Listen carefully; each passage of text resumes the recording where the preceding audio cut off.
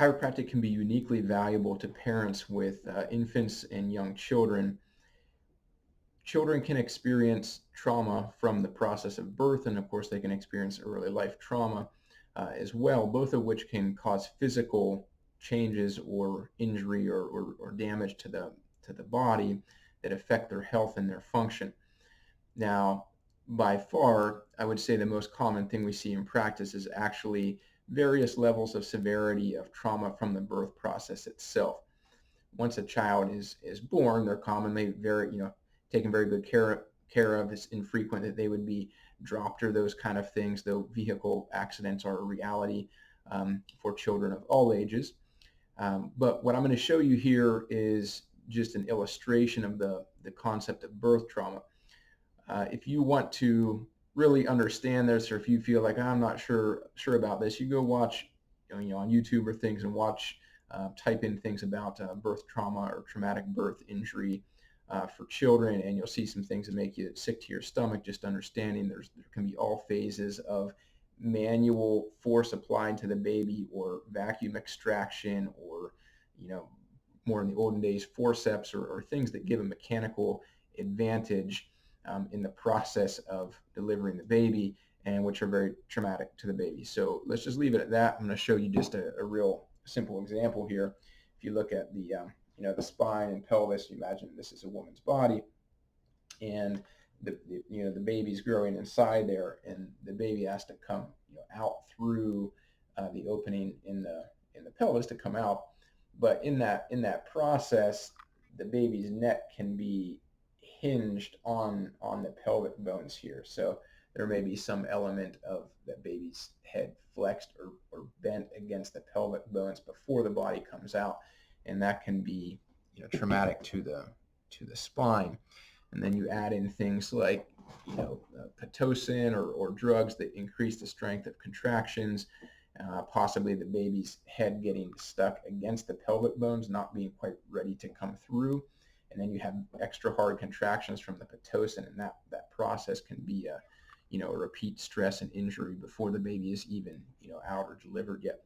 So just to understand that is a reality, and a significant number of children have some trauma in that process of being born. So they're starting off their life with some element of injury to their body, but they can't verbalize, hey, mommy, I think something happened to my neck. They cry, right? They cry, and the trauma that occurs can affect the nervous system in such a way that it increases the stress signaling and impairs the digestive activity.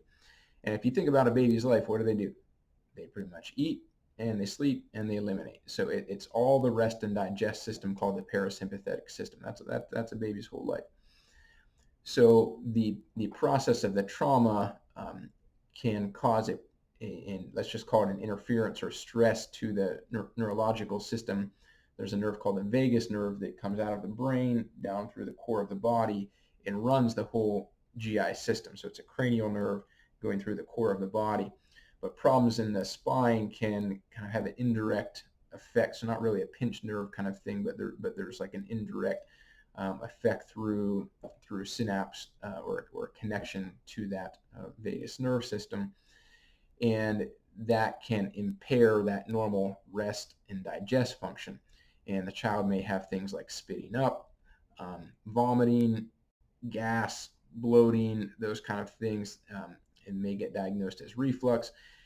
And what does conventional medicine have to offer that? Commonly they'll say, well, they have reflux, and they'll put them on a prescription or something like that. But those prescriptions actually impair calcium absorption, and the baby's bones are forming, their teeth are forming. So giving them a medication that does not address why they're having the problem, and then also clearly impairs some things that are going to be detrimental to the child's teeth and bones and life and development, is not good.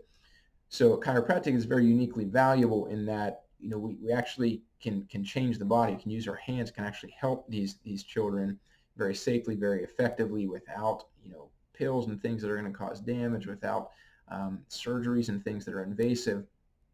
And sometimes it can seem incredible what changing something one fraction of 1 millimeter or something in the body, shifting that can start to change the function or improve the health and function of the child. So just want to put this educational content for you. Obviously, when you have children, you love them more than anything in the world. And if you have a child who is struggling, they don't know how to talk, you don't know why, it's very distressing. If they cry frequently, certainly your ability to sleep and there's marital stressors with that too. There's been research showing that children with trouble or colic or excessive crying, it creates a strain on the marriage, much less the psychology of the mother, certainly worrying about the child.